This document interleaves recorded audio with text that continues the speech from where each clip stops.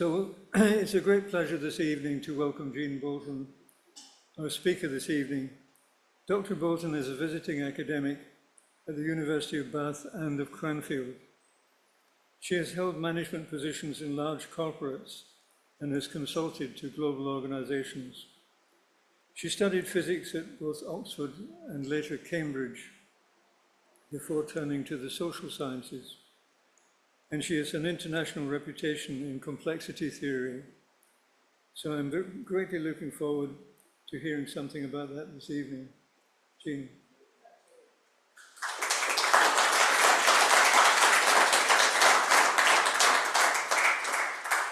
Well, good evening, everybody. I'm going to find this very difficult because I'm a rover when it comes to speaking, so this is going to be quite hard for me. Let's be a bit informal. It's blooming hot in here, isn't it? So I think I'll go on for a bit and then kind of stop and see if there are any questions midway. And just let's if you're too hot, say. And I've also asked Andreas. I have got a reputation for not stopping talking for an awfully long time. I can actually talk about this for 3 or 4 hours without drawing breath. So I'm going to try not to, but do feel free to be, a bit informal about this. This is a subject, complexity theory, that has interested me and indeed entranced me for decades. I came across these ideas in probably in the late 1980s. Before some of you were born. I was interested in these ideas, and I've been working seriously with these ideas of complexity since the late 1990s. And this isn't for me just a bit of a theory or a nice, interesting new bit of science. This is really saying we've misunderstood how the world works, how the social and natural world work, and we're making many mistakes about how we deal with that world because we want it to be more certain than it is.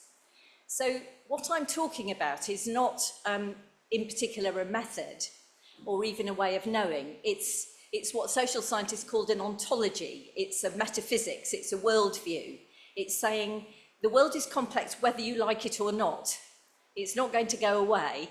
And if we understand the nature of that complexity, what the scientists can tell us about the nature of the complex world, maybe we'll do a better job of living and working in that world. So that's the kind of strapline for the talk.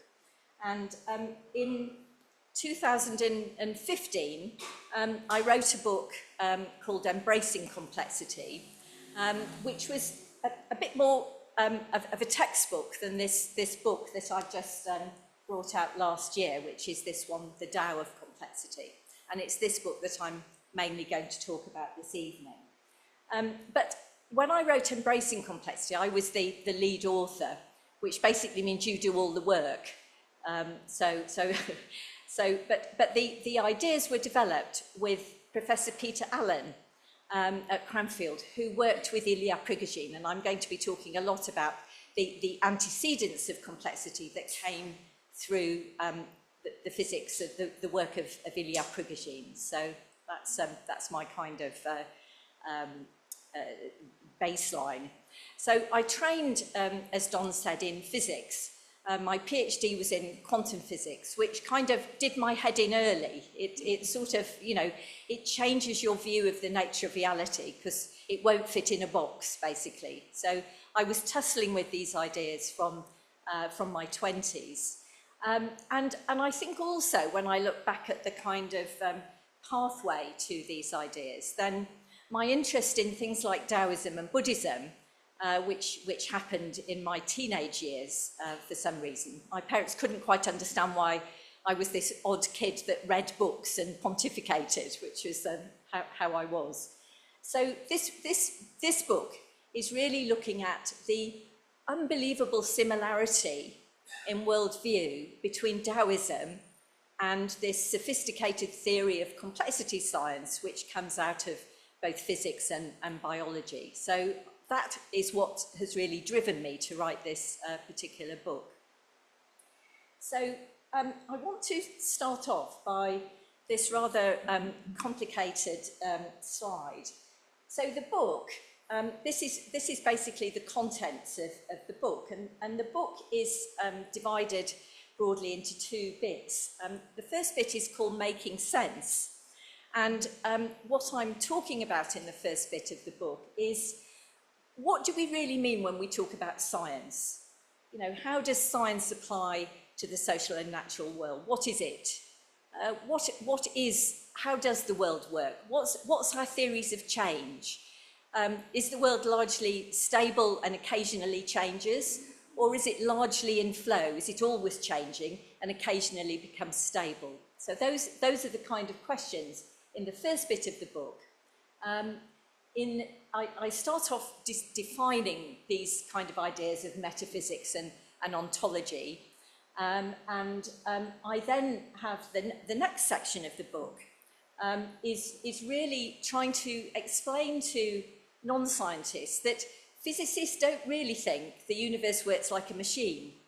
There are various physics theories that look at aspects of the world that are universal and deterministic, but when you put them all together, operating on messy stuff, messy energy clouds, messy matter, then the world is not determined, it's not determinate. You can't actually look at the universe like it's a machine. And I really think that's important, because for many people, what science is this kind of machine worldview. You know, proper science for many people is, you know, work out what you're trying to do, plan how to get there, measure things, and you expect linear cause and effect loops. And that is what people think science is. What this is saying is, physicists don't think that's what science is. There are aspects of physics that are universal theories, but when you put it together to operate on real stuff in galaxies, we wouldn't have galaxies if everything went to plan. It's the clumping and the messiness of the you know, the Big Bang, or however many Big Bangs there've been, whatever that is. It's the messiness that leads to this idea of not knowing the future. So this is, I really spend a long time in the first part of the book trying to unpick the reasons for that and kind of convince you that there's something here. And I take the story of physics from Newton, who, you know, Newton was only trying to understand more or less how the planets in the solar system went round the sun. You know, it was Voltaire that tried to turn it into a theory of everything in terms of the beginning of the French Enlightenment. But, you know, poor Newton was only looking at one particular aspect. He could do billiard balls and a first order approximation of how planets go around the sun. But it isn't a theory of everything. It doesn't help us to have adopted this kind of orthodoxy. And as one of my colleagues said, that the difficulty with this orthodoxy about this mechanical worldview is it becomes what the posh people call a hegemony. It's like it allows us to control things and be in charge of things. So if the world is a machine, then I can control it, and I'm invested in you believing we should think about science and professionalism in this way. So it's a very powerful view that still dominates our world, and in many ways increasingly dominates at least parts of our world. So I'm talking about that at the beginning of the book. Then I introduce this idea of complexity, and I've introduced in the book this word, process complexity. So I'll explain what I mean by that, but it's largely saying that this complexity worldview understands that the world is always becoming. It's always in process of becoming. And the paradox in that statement is that when things stabilise, they become stabilised and resilient because of the movement, because of the interweaving of movement and relationships between things. It isn't stabilised in the sense of, you know, it's a machine and it works like this. So the paradox is it's the flow and change that actually also leads to stability. I'm then going to say a bit about Taoism, and the book then looks at, and this was a very lovely and interesting part of the book for me, was I kept reading other things in the years. It took me about 5 years to write this book in the end. And I kept coming across things like a book on brain science by David Eagleman. In fact, I watched a TV program about it. And I'm reading this and listening to him and thinking, well, he's saying the same thing. You know, he's describing the brain as patterned, having plasticity, you know, that shaped by history and context, you know, having some stickiness and plasticity, but yet able to change. It's the same message. You know, he's got there, or the neuroscientists have got there. If you read books on trauma, if you read books on the body-mind, you keep thinking, oh, this is about patterns that have got stuck and can be unravelled if we pay attention to the whole. So there are many ways. The most interesting part of the book for me was researching how political writers think about change and what creates regimes to become fixed in certain ways and how they unravel. And when you get political writers who are living in it, so this is a kind of experiential view of politics as opposed to a theorising view of politics. If you theorise from being in it and say, like Václav Havel, who wrote The Power of the Powerless, which was a description of the Velvet Revolution in Czechoslovakia, he describes how that revolution happened from being in it. So it's kind of, this is theorising from the bottom up. It's called naturalistic metaphysics, and something I'll say a little bit more about. So I introduce in the book these resonances with other bodies of knowledge. And basically what I'm trying to say is, look, I'm not going to convince you that these are the same as my complexity science. I'm not even going to convince you that complexity science is right. I'm saying to you, isn't it interesting that the Taoists came up with this in the 5th century BC? You know, all these modern scientists have come up with it. Even Carlo Rovelli and people who are writing about quantum gravity reinvent very similar ideas. You know, if this is coming from all these different directions, maybe there's something worth paying attention to here. Maybe this is more true, a better description of the way the world works than some of the theories that we've come to adopt. I then talk about what does this all mean for knowing about the complex world. So the social scientists talk about epistemology as opposed to ontology. It's theories of how you know, which is much more to do with art has a place in knowing. If the world is complex and patterned in the ways I'll describe, then art and poetry and subjectivity and critical, something called critical subjectivity, ways of drawing in, triangulating a range of different perspectives, they're good ways of knowing. It becomes good science. If the world is not objective, then you have to have methods that can capture that kind of movement and subjectivity. That's not the same as saying it's relative.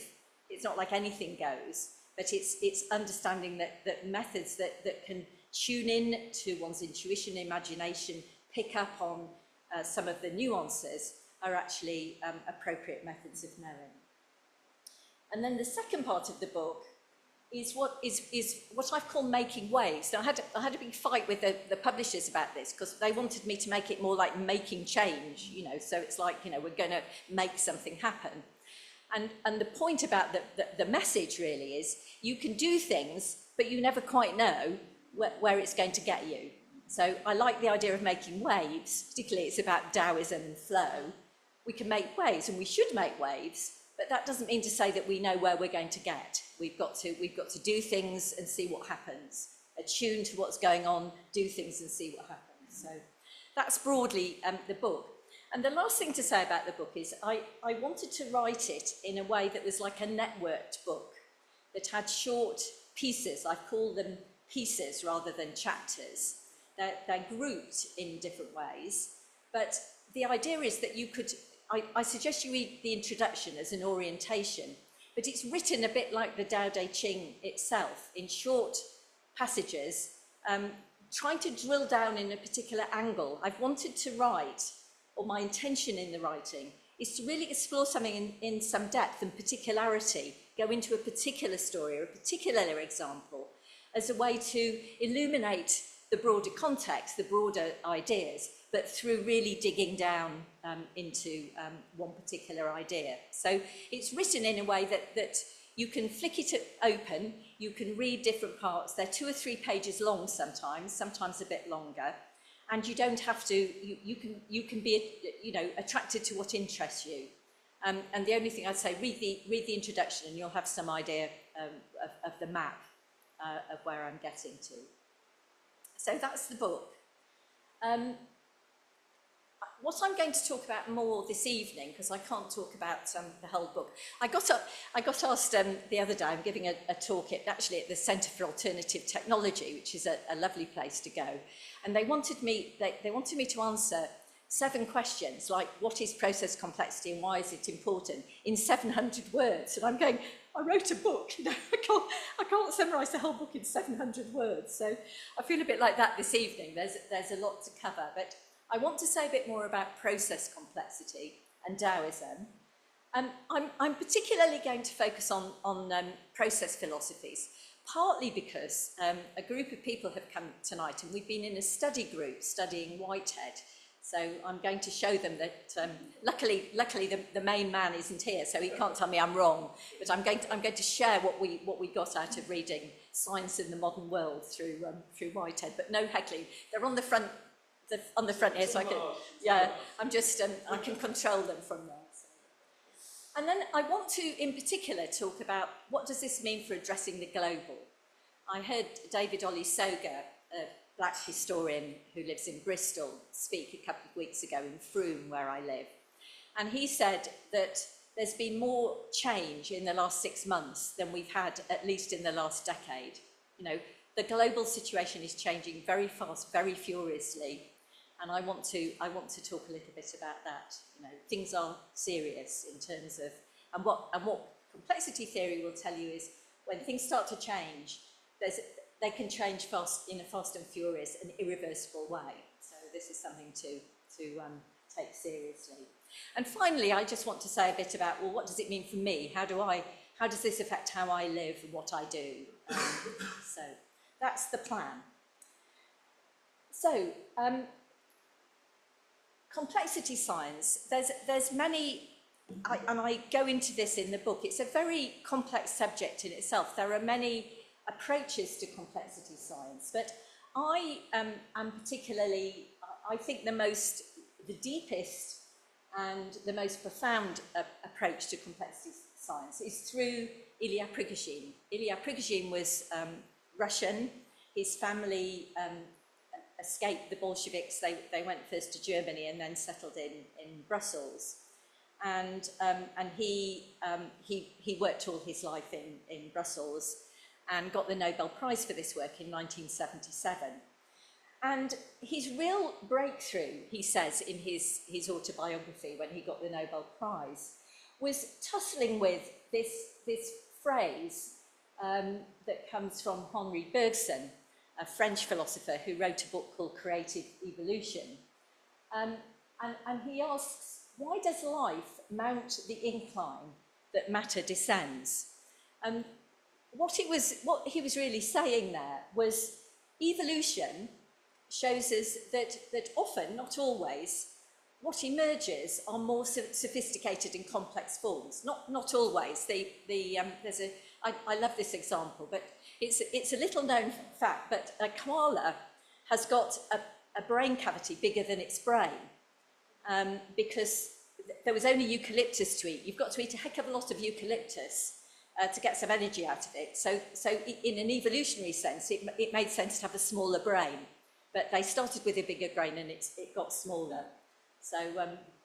So that, I thought that was quite interesting. So it's not always true. I usually make a joke here about Australians, but I decided not to.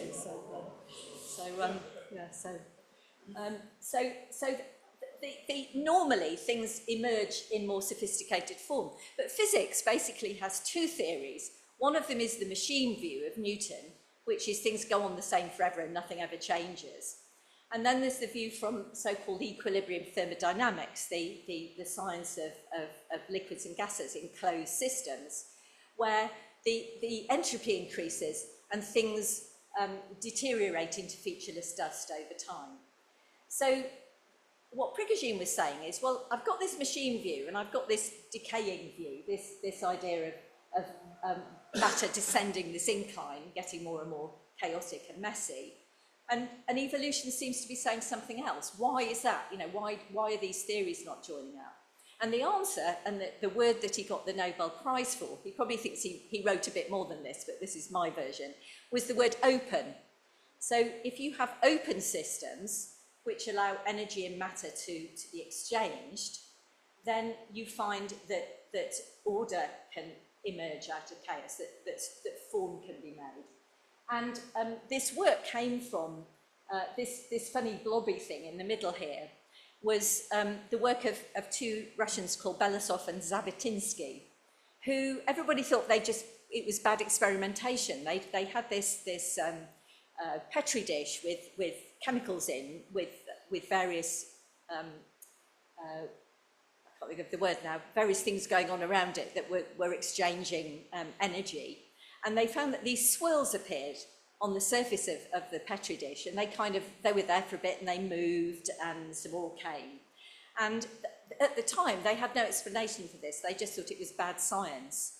And it was Prigogine who got entranced by this and realized that in open systems, you get what's called non-equilibrium thermodynamics, and you get this reversal of entropy locally and get order that can emerge. So that was the start of complexity science. And one of Prigogine's first books was called From Being to Becoming. And it is a processual view. His view was things are always changing and moving, they're always becoming. And it's interesting that if you think back to Charles Darwin and think of him as the impact, he had a huge impact on philosophy, on pragmatism, on process philosophy, on psychology. And he was the first person, as far as I can see, that ever said that messiness and variation was generative. It was necessary in order for things to adapt and change. And the thing about evolutionary science is we understand things about the mechanism of it, but we never know what it's going to turn into. We know things emerge, but we don't know what can emerge.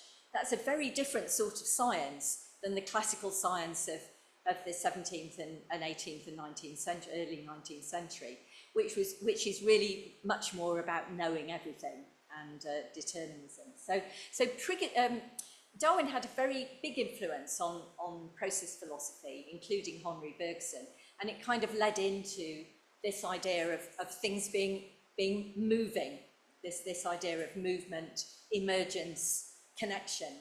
So that was, that was a very important contribution to science and philosophy from Darwin. So it does occur to me that some of these slides have got rather a lot of words on, so I apologise for that. But the heart of the complexity view, a processual world view, is what would I say about this? The theory starts with what I've called the granular. So it's really not theorising in abstraction. It's not looking at models or maths. There are traditions in complexity science that are more mathematical, like deterministic chaos. But this is starting beyond and before that. This is not amenable entirely to a mathematical description, because if you've got an open system and you don't know what's leaving and what's coming in, and it's to do with this, you don't quite know what's going to cohere with what, then it's what a French philosopher called Edgar Morin, who's still writing and rocking at the age of 103. So it's complexity science is obviously good for you because he writes about complexity. It's starting theorising by looking at the detailed interaction of things. It starts with what I've called the granular, the micro. It's not trying to think about things in the abstract or think about things in the aggregate. It emphasises how messiness is generative and it's necessary for resilience and an adaptation. That what makes a forest resilient, or what makes indeed a community resilient or an organisation resilient, is a level of stability, but also the ability to adapt to changing circumstances, to modify the way things are done, to have some not chaos, some set down patterns of doing things, but which nevertheless have some life and breath in them. So it both explains this theory, how things become resilient and adaptive, but also it explains why in certain circumstances we get the emergence of the entirely new, things we've never seen before, we couldn't have imagined, and this idea of the unknowable, which is an intrinsic part of this sort of science, you know, that there's a future that is not random, but it's not determined. It's not knowable in its entirety. We understand something about how it's shaped, but we can't say it's definitely this path. It may be many other paths.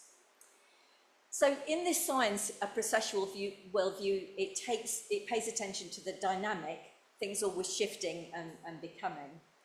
And in terms of a practice, then, if I'm a manager or if I'm a social worker coming into a situation, it tells us to be alert to both what is stable, what the patterns are. I use this word patterns much more than systems. Systems sound like much more reified things that exist with edges. Patterns are more fluid. They stabilise, but they may change into something else. So I'm more inclined to talk about patterning. It tells us to be alert to what's there. So if I join an organisation, I'm going to be finding ways of finding out about what's the ways of doing things around here. Where are the power dynamics? What's the culture like? Is it different in that part of the organisation? So I'm going to do a diagnostic. I'm going to talk to many different people. I'm going to read reports from the past. Normally, if I do this kind of work, I like to talk to people who've left the organisation, because they'll tell you things that nobody in the organisation will ever tell you, or talk to customers and suppliers or beneficiaries. You know, build a big, rich picture of the organisation. And I'm saying, what's relatively stable? What's the ways of doing things around here? How do I understand that patterning? But I'm also, because I know things are dynamic, looking at what might be unravelling, what's starting to change, what qualitative new shoots are there? How do I sense into something that's almost becoming, something the Taoists call the beginning of the beginning? So what systems thinkers, it seems to me, tend to do is they theorise stability. So they're kind of saying things are relatively stable. If we understand the map of the connections, we'll know what to do. This is saying, by all means, understand the map of now, but at the same time, we've got to have a practice of tuning in to how things might be changing in small ways. You know, how do I notice that? And in a sense, you know, if you're a practitioner working with people, supposing you're working with the body, you know, I guess you're doing the same, aren't you? You're saying what's rigid and fixed, what can I see that's firm here? And yet, how can I tune into where there might be just an opportunity here for a bit of an unravelling, or for change to be possible? You know, how do I tune in, both as a management consultant in an organisation, or in a one-to-one session, or in a board meeting where I'm facilitating? I've got to do a both and. What am I seeing is stable, and yet where am I sensing some opportunity or some crack or something new showing itself?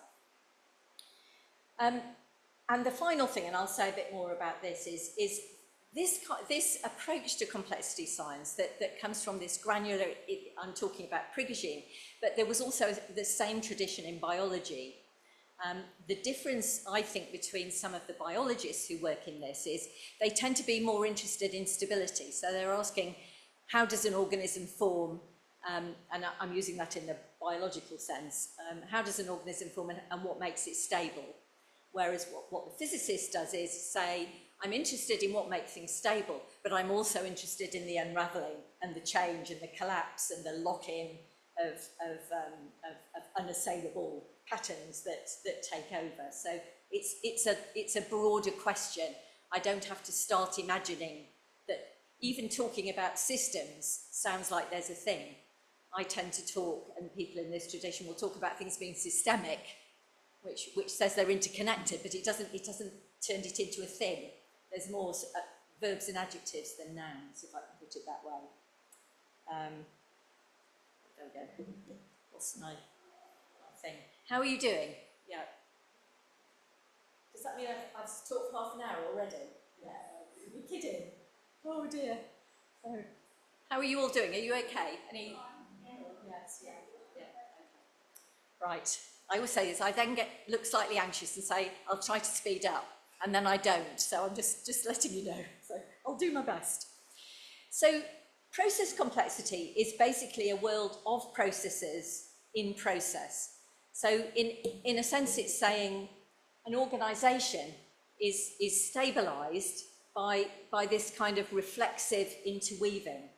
And what I realised in writing in this book, and this took me, it may sound beguilingly simple, but this took me a long time, is that the conditions for complexity, when do you get complexity, when isn't it a machine, is you need things to be open to the wider context, because that's where the movement and the flow and the energy and the possibilities come from. You need diversity, and that in human terms doesn't just mean, you know, you've got to cope with people being different and acknowledge those differences, but you've also got to realise that people change. You know, so there's a sense in every sense of the word that we're harnessing diversity.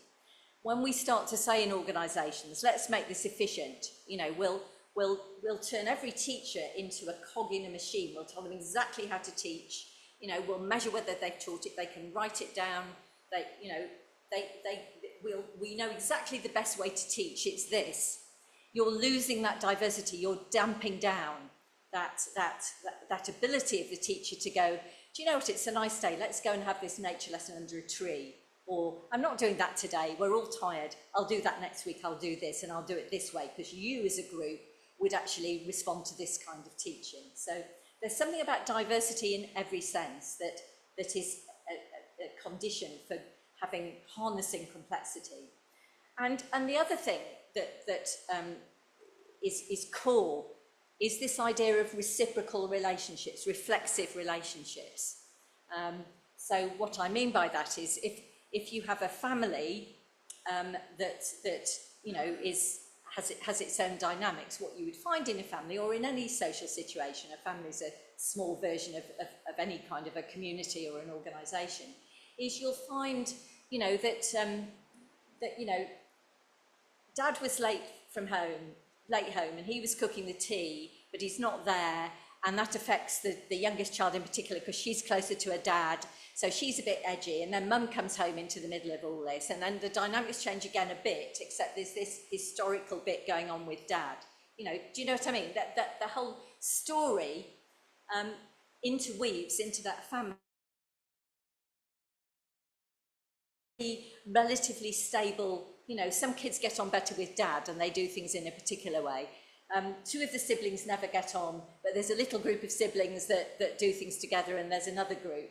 Then Granny comes to stay, and oh my goodness, you know, something else happens. So what I'm describing is this kind of reflexive relationships that A affects B, but B affects A back, and if C's there, then the way A affects B and B affects A back is different because C's there. That's what I'm talking about. So, you know, I use this example of families to describe this, and the point that I'm trying to make is that, you know, some families are more chaotic. Some families do have a kind of stability. You know, the kids more or less eat at the same time. They more or less go to bed when they're supposed to. You know, if Dad's late home, Mum can take over.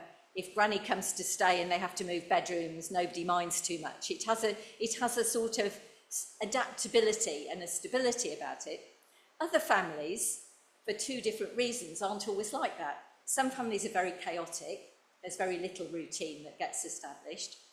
Some families are very rigid. And on the surface of it, rigid families can look like they operate well until something bad happens or difficult or new happens.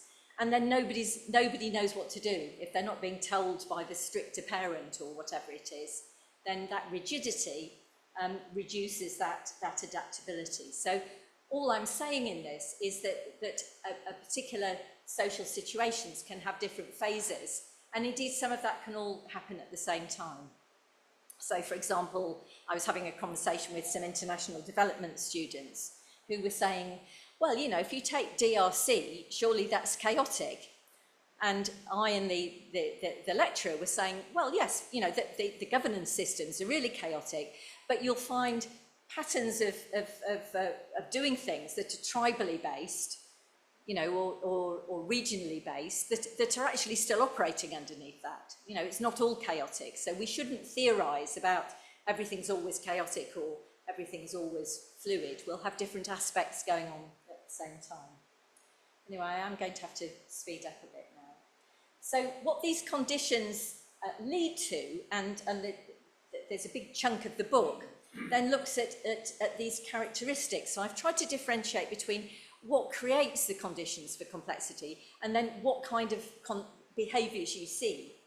And so these words, systemic, meaning things are all interwoven, interconnected. There's very few things that we can understand in the world that allow us to look at the economic situation independently of the political or the environmental. You know, these things interweave and overlap.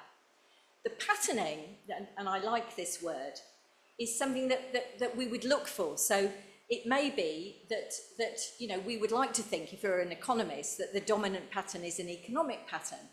But maybe if we looked at the interweaving of these factors, you know, what was the biggest thing to happen to the world economy in 2020? It was the pandemic. That was outside the perspective. It completely re-engineered the world economy in many ways, and society, and the way we do things, you know, more home working, etc., etc. So the patterning, we have to look at what the patterning is and not a priori assume that it's going to look a particular way. So shaped by history and context, punctuated is to do with this beguiling thing is that sometimes things are very, very stable, seemingly, on the surface for an awfully long time, and then they change radically and rapidly. And even look at the pandemic, you know, we had a few cases, and then all of a sudden, you know, it goes like this, and often collapse is like that. You can't imagine a society or a situation collapsing, or indeed an ecology collapsing, and then it does. So these are the kind of words that I explore. I don't know why I always have to talk too much and gabble the end bits. I'm sure I'll get good at this one day, but anyway, never mind. So we're now on to Taoism. And the interesting thing for me about Taoism, I came across this book by Ames and Hall, this particular version of the Tao Te Ching. It came out in 2003. And Peter Allen came back to Cranfield when I was still working there, clutching this particular copy of the Tao Te Ching, which he picked up in a second-hand bookshop in Old Street, coming back from London, going, you have to read this, Jean. It reads just like a complexity science textbook. And I was hooked from there. And this particular version of it has a very long introduction where he looks at the cosmology, the ontology, the worldview, the metaphysics of Taoism. And I can't pick any difference from things I would say from the science of complexity theory. And I think that's absolutely entrancing. But what the Tao Te Ching does, as well as that, in a sense, is the focus of the Tao Te Ching is on cultivating yourself, but for the good of everything and for the good of nature. So it's not just saying, this is the way the world works. It's saying, I'm telling you this is the way the world works because I want you to do good. You know, I want you to know how to behave in this world. And the core idea, I think, that is both core to complexity and to Taoism is this phrase by a poem from Antonio Machado, but really summarises the Taoist view, which is the path is made through walking. Wanderer, there is no path. The path is made through walking. In other words, we co-create the future through our collective actions and intentions. We're not joining, we might be joining a path that others have made. You know, if you happen to be born into a war zone, you can hardly say that you're starting with a clean sheet of paper. You know, we join a flow that's already flowing, but we have agency then collectively to shape the path that we want to walk. So there's a real, and what the Taoists are saying is, well, you know, so you should be really thinking about your ethical stance. You have to think about every movement. You can't say the end justifies the means, because you never know whether you'll get to the end. All you know is that in the here and now, what's the action that I should take that's the action that's going to have the future and others in mind. So it's complexity science in a sense is, if you like, is value neutral. It's saying this is how bad leads to bad. This is how we understand populism and the rise of inequality. But it's also saying this is, you know, if you want a good future, then we're going to have to collectively work together to see what we can do. So that is all I'm going to say about Taoism. I've already talked about that. I wanted to just say, in fact, I think I might come back to this in questions. I've said quite a bit about process philosophy. I guess just to show you this very, very briefly. We've been studying Alfred North Whitehead, who's you know, a difficult read. But what he was saying, and it's very similar to they're laughing now on the front row here, is that the core idea of Whitehead is he's called it organism. I might call it patterns. The core thing is the pattern in the here and now. You know, what we're working with. We can only understand the whole by actually believing in and being in the pattern and the context and the history that we're in, and we should start there. And in many ways, I think the complexity message is that, you know, the devil is always in the detail. You know, if you're working with an organisation, there's not a right way to work with it. If you're working with a client as a therapist, then it's the client you're working with and their issues. It's not some generalised idea. So this is a very similar idea to what I'm talking about with process complexity. And others like William James, who was writing a bit before Whitehead. You know, he completely got these ideas, you know, and writes about them in beautiful ways. Indeterminism admits that possibilities may be in excess of actualities, and things may really in themselves be ambiguous. So that he got these ideas in that very early way. Can you hear I'm gabbling now? I'm getting nervous. So I just want to finish. I'm going to finish in about 5 minutes. As I've said, for some people, when we talk about complex systems, you're interested in how things adapt, how things are resilient, how things stay the same. But this same science is also explaining this idea of path dependency and lock-in. And I think this is very important for our times. It's basically saying, if you leave things to themselves, then if people are ruthless, there's nothing to stop the powerful becoming more powerful and the rich becoming more rich and locking out other possibilities. When you have power, you can hang on to that power and you can act, if you're ruthless, in ways to minimise power for other people.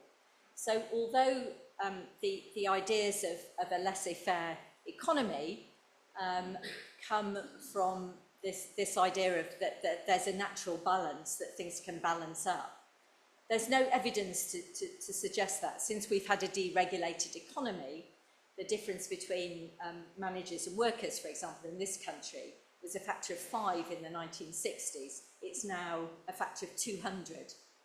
And so this kind of idea of this understanding of why inequality emerges in a laissez-faire system is really understood through complexity. And all it's really saying, it's kind of obvious, is you know, if you have the power and you're ruthless, if you just want to win, then it's very easy for me to buy up, you know, to reduce like supermarkets used to reduce their prices temporarily, and then the corner shops would go out of business. Or, you know, you create organisations that control information, you know, in all the ways that we see. So there's a kind of understanding of that comes from this theory. And what my reading of various political writers about this are saying is, so what do you do? And of course, this all sounds very weak when you're dealing with, you know, with hugely powerful people who are completely ruthless, at the best amoral. But there is something about attention to values, and it's very heartening, for example, that Mark Carney, who gave the Reith lectures in, I can't remember when, a few years ago, his Reith lectures were about what is an economy for? What values do you want? What do you want it to be there for? Do you want it to be there to make the rich richer? Or do you have another purpose for the economy, like, you know, resilience or distributing wealth or happiness or fairness? So these things are not impossible to think about, and we the work of Václav Havel, for example, was also pointing out that we sometimes in change don't need to organise. We need to hold a space so that, to use Mao's phrase, we let 100 flowers bloom. So sometimes change doesn't come from a coordinated approach. It comes from lots of people doing their own thing in a way that they feel, they eventually feel they can't bear not to be authentic. So there's something about that.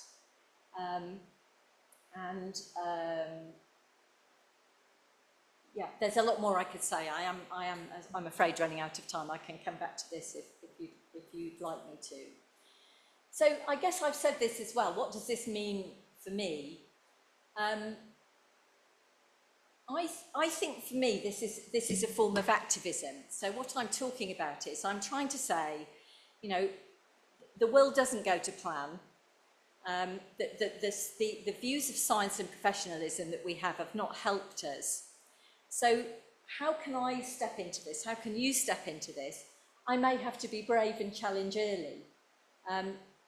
There's something about, you know, I need to be able to create my own unique, authentic self. There's no right way to be, but there's something about authenticity. If I say one thing and behave in another way, you don't believe me. How can I embrace what this means for me and live it?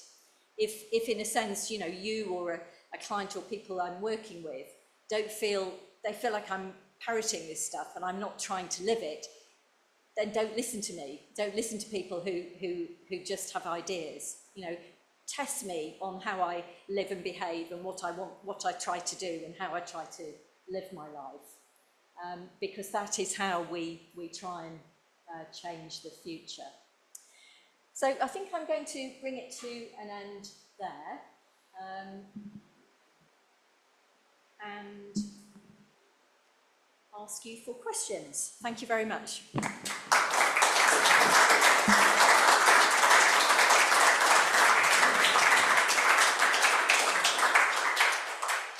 Thank you very much indeed, Jean, for your challenge to us all to think differently about the world. Not a mechanistic worldview, but a view of a world in motion. So great. Thank you very much indeed. We now come to the Q&A session, and we've got roughly about half an hour to enable Jean to actually do the book signing at the front at the end of that as well. And don't forget, Don has got his email list if you want to join the newsletter. So we'll start in the room and then I sort of change and go to the online audience for their questions. Who would like to ask the first question in the room? This gentleman here. Thank you. You know, you were talking about the unstable bits around the edges that if you approach those, then things are more likely to change or something like that. Things will unravel. Could you talk a bit about whether that applies to creativity as a concept and how it applies to creativity? Because it seems to me to be relevant. I don't know if it is, but I wonder if you could speak to it a bit. Yes, that's a really good question. What the Taoists are talking about, they're always saying things like, you know, the end is in the beginning, you know, that disorder is in order. And so in one sense of creativity or novelty, then it's in the disorder that something new can happen. There's a new possibility, new intertwinings that can lead to the emergence of something new. So there's always this paradox in the world that you don't want too much instability, but you need some variation in instability, because that's the thing that can create new combinations that can lead to something new. So I think it's also mirrors itself in creativity generally, you know, that I'm not an artist, but I imagine if you're an artist, you're somehow seeing something that you've seen before that's kind of got an integrity about it. At the same time, you're playing with something new, you know, you're allowing in, you know, the mad, the odd, you know, the peculiar that you have an instinct for. And that the person who worked with me on in the illustrations on the book was, most of them were done by a local artist in Frome, where I live.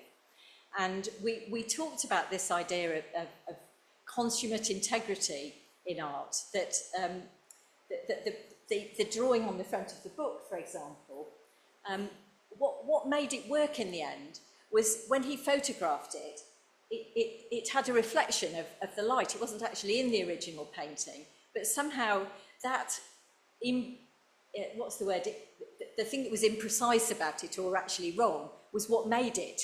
That there's something weird about the integrity of art, that it's the sort of irrational or the new or the odd that makes you go, oh, what? That's got a kind of integrity about it. So I don't know whether that entirely answers your question, but it is allowing in the non-obvious, the new, you know, the irrational thought, the new thing to bring in, that is often the source of creativity. Thank you. I suppose ultimately creativity isn't a thing, but a process in its own right. Any more questions in the room? Right. One at the front.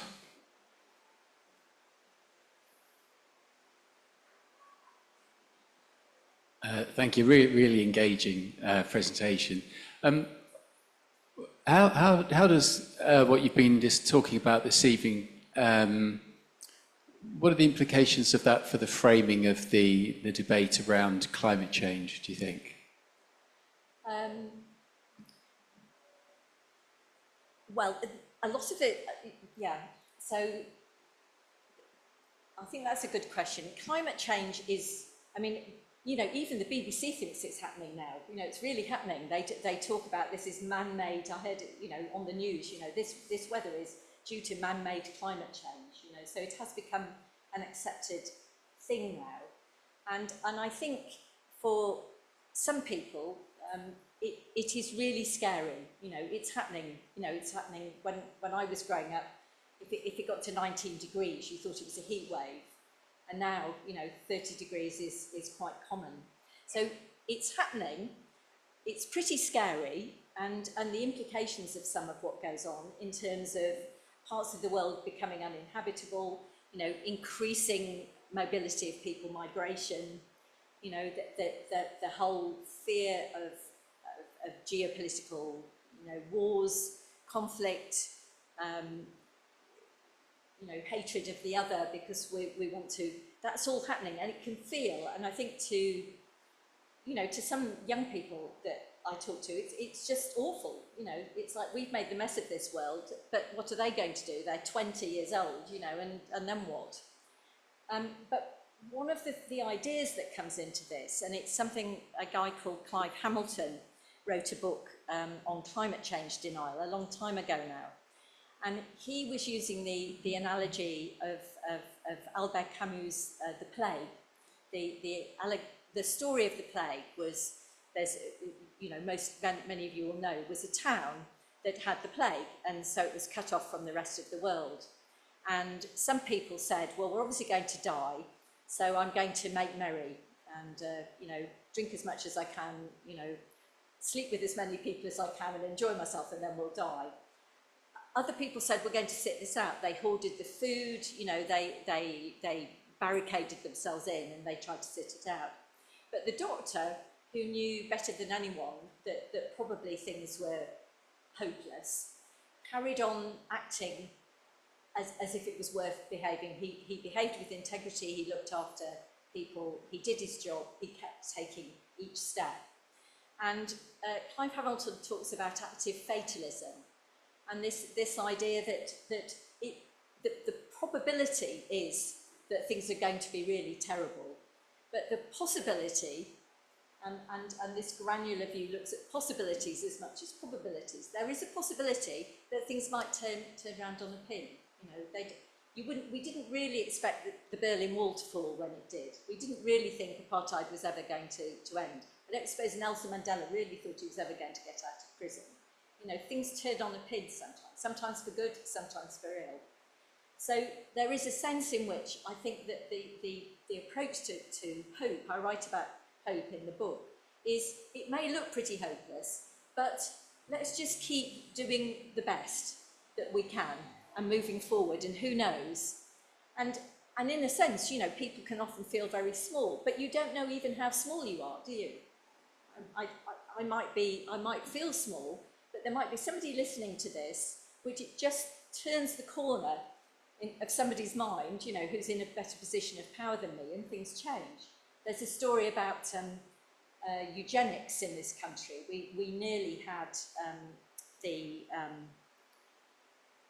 euthanizing of imbeciles that was brought in as law. It was brought in the States and various other countries. It was a hair's breadth away from being law in this country, and it was because somebody talked to somebody who was influencing this particular committee that was making a decision, and it didn't get passed. So you never know.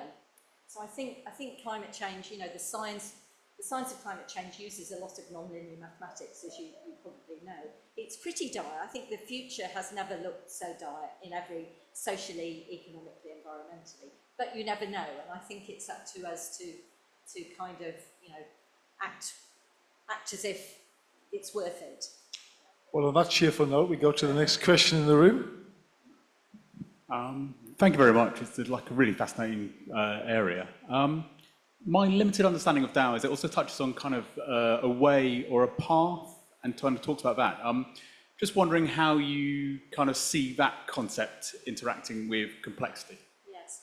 So there is this is a whole long story. There is a Western view of Taoism that it is a way, which is a thing that you follow. And there's certainly some people write about it in that way. You know, there's a way, find the way, and then, you know, you can trot along it. What Ames and Hall are describing, and they're looking at the Chinese dictionaries, the dictionaries that were used to translate the Tao Te Ching were made by Christian missionaries who were not trying to understand the Tao, they were trying to translate the Bible into Chinese. So they were finding words that best fitted heaven and God and path and things they wanted. And then they were appropriating it to do that. Then if you use that dictionary the other way around, you start reinventing Western concepts in the understanding of the Tao Te Ching. So be careful of your sources with it. But what they're saying is that it's about way making. So it's a verb or an adjective or a participle. It's not a noun. So the point is, it is about the way, but it's about how we make the way, as opposed to how we join the way. So I hope that helps. Juliet had a question. Yes, we've got another question in the room. Hi, Jean. Thank you so much for your presentation. I don't really want to go through all the different aspects of the meta crisis because that wouldn't be fair on anyone. But I was thinking about AI when you talked about lock-in, and I'm really interested in how your views on process complexity influence how you're perceiving AI at the moment. Yes, golly. Thank you very much, Juliet. Sorry. I'm glad you came. So it seems to me that the thing about AI is it's a way of surfacing patterns that we couldn't possibly as humans surface. But it is historical data. So it can't deal with things that are emerging that we've never ever seen before. So the problem, the power of AI is that in the hands of people who want to win, then it's a very, very, very sophisticated set of, where's all our data going? What's happening to a lot of data? If you add AI to, I think somebody called them data lakes, we don't even know our data's in it. If you can then process that, it gives you an enormous power and influence over people. But it cannot imagine the future. It cannot love. It cannot deal with incommensurable values that humans can I can manage sophisticated heart-mind kind of transactions about how am I going to behave here, we are imbued by all sorts of emotions. The limbic system's doing its thing. There's nothing like that in AI. So I think it's incredibly scary, AI, because I think it has incredible power in the hands of the ruthless to make things even worse, to modify the information that we receive, to target things in all sorts of ways. But it can't emerge, it can't feel, there was an interesting post I was reading recently about this. In one sense, it can't lie. It can adopt other people's lies, but it can't lie. It just follows, it follows what it's told in a way. So I'm not an expert. I think it's incredibly scary. Okay, hold on. Before we go to the front, there's a lady at the back, but before we do that, we now need to go online and give the online audience a chance as well. We've got Phil online. Whilst the powerful may become more powerful, does process and flow always allow for deviation and resistance?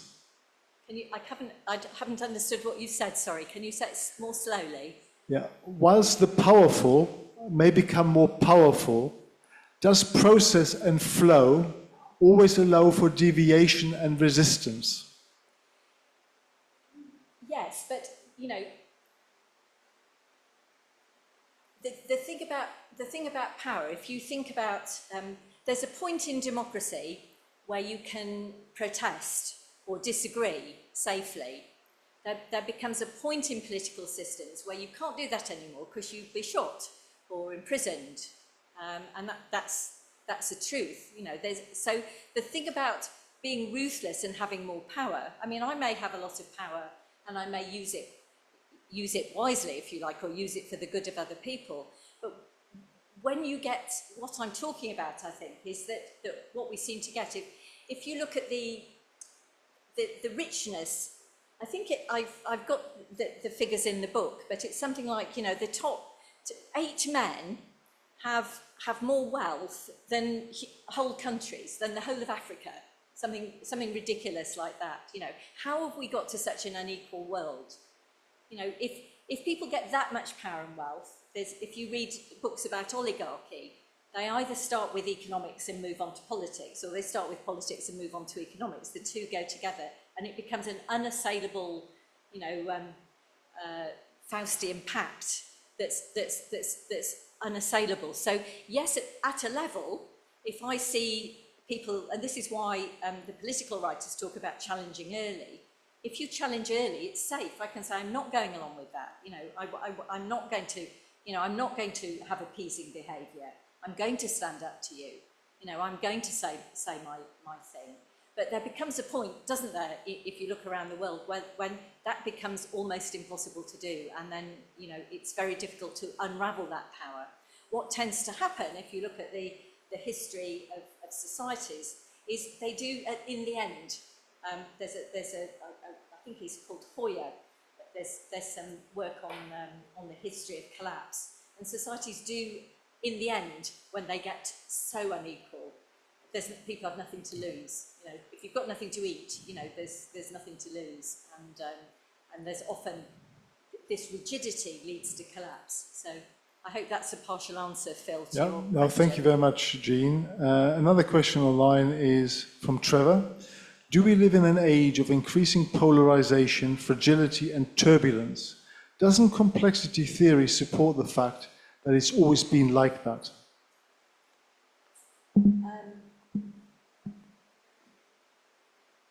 Complexity theory doesn't support that idea, no. It isn't a return to the norm. That if you want to think about resilient systems, and some complexity focus is all focusing on how do things stabilise, but there's nothing in complexity theory that says that things will stabilise. It explains in what ways, you know, what are the conditions for stabilisation, but it also explains what we've seen many times in history, that things get way out of kilter, way unequal, and they collapse. So there's nothing intrinsic in complexity that tells us that things, I mean, it may be, you know, like with the history of forests, which I talk about as well, the life cycle of a forest, you know, after collapse, things can come out of the ashes sometimes. But I don't see a kind of norming. There isn't a normative kind of view, in my opinion, in complexity in general. Hi, Jean. Hi. I'm not really sure how to phrase what I'm trying to ask, but do you think that, I mean, coming from a 20-year-old's point of view, it's probably the world might be the most complex and scary that it's ever been. Do you think that rather than like starting emergence from that, it might encourage people to become more helpless? Do you think it's possible, more so or less so now, to forge the path as you walk it when everyone feels like they have much less agency and it's being left up to people out, like who, you know, it's out of our control basically? Do you think it's easier or harder now, even though it's probably more important, to forge the path as you walk it? I think that in terms of it, just to say one slightly odd thing, in terms of complexity science, the world is in some sense less complex, in the sense of it's less resilient and varying and all those things. It's more locked in. And so it can feel very difficult to walk, you know, to do your best. And some of the political writers talk about that. If you were in Czechoslovakia, you know, before the Velvet Revolution, you know, it's really dangerous. You can't listen to the music you want to listen to. You can't wear the clothes you want to wear. You know, it becomes harder, and it's why this work is a form of activism, because what I'm saying to myself in a way is, however hard it looks and however, you know, dismal it is, and it is harder than it used to be, I've still got to do it in my own little way, in a way that has integrity for me, that uses my strengths, that I'm comfortable with. I've got to do my best and do my bit. Because I think going, well, which many people do, you know, it's like, well, it's nothing to do with them. There's a lovely book that was written in, I think, the 1970s or 80s by Anne Wilson Schaef, called When Society Becomes an Addict. And I write about that in the book. I love this book. And it's basically saying is that the people in power go, look, we know what we're doing really. It might not look like it, but you leave it to us. You're just little. And we become addicted to powerlessness. We go, well, what do I know? You know, we'll leave it up to them.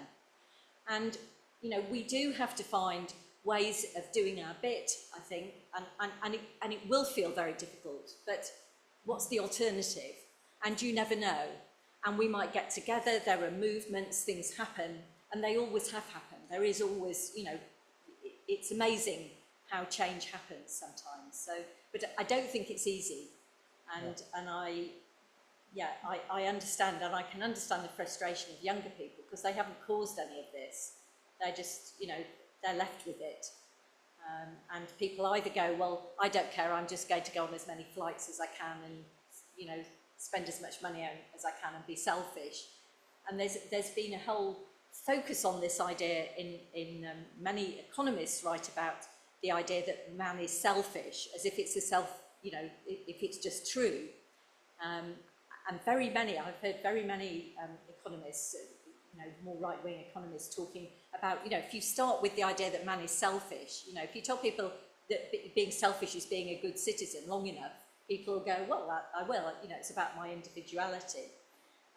The sociobiology says that humans have always had a propensity to other-centeredness and a propensity to, individualism and selfishness. We've got to choose which one we cultivate. So I think it's incredibly hard, but I think in some way we've got to think about what global governance means. How do we govern?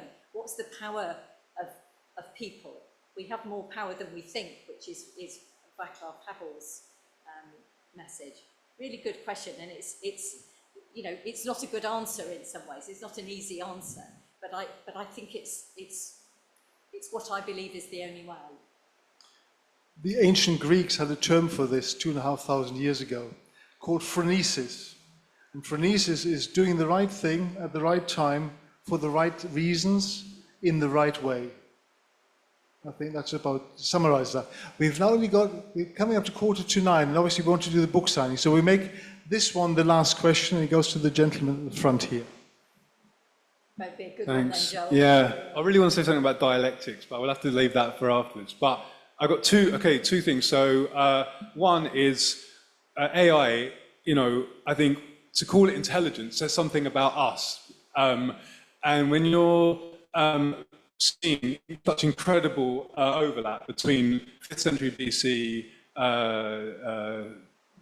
Taoists and modern complexity theories, what does that say about how you've come to understand intelligence? And then the other thing is about divergence, about the conditions for complexity. Diversity. Sorry? Diversity. So diversity as a condition. So I work, one job I do is as a facilitator, and there's a big thing at the moment for people who are interested in trying to make consensual decisions based on consensus. This thing called sociocracy. And sociocracy starts with a proposal. And then someone who objects to that proposal, who agrees, and it goes from there. Yeah, no, it's coming. And the thing is that crushes diversity. So how we work is the first step is to open to maximal divergence. And I just want to add one thing is for you to reflect on, is actually a crucial part of divergence is dissent, and to feel safe and powerful enough to dissent. Yes. And that's a really crucial thing, and I wanted to reflect on that. Yes. There we go. Thank you. Thank you.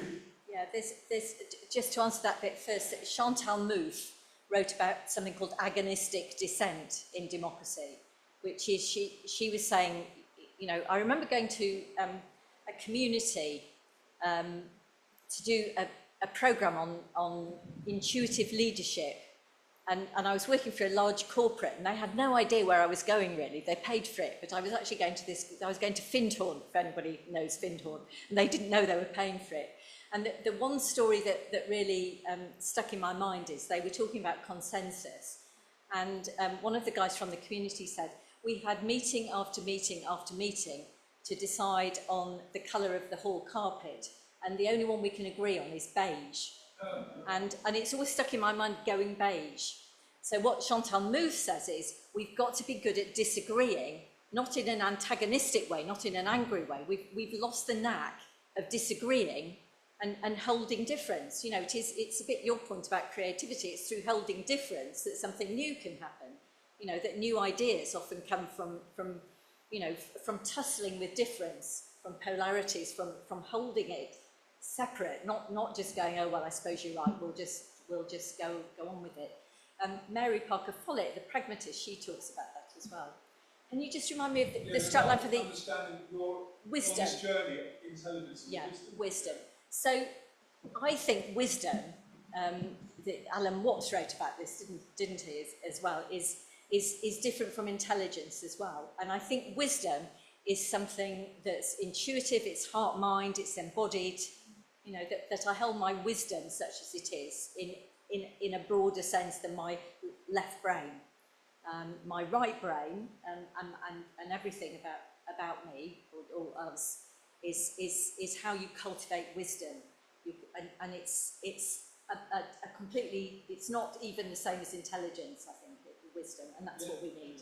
Yeah. Okay, well, look, Jean, thank you so much. And you've tried to do the impossible, which is condense a whole book into 45 minutes, which clearly is impossible. But there's obviously the opportunity for everyone in the room to buy a copy of the book on the Dao of Complexity. So we get to the book signing now. So if you want to come up in a second to do that, then please do. But in the meantime, please put your hands together for Jean.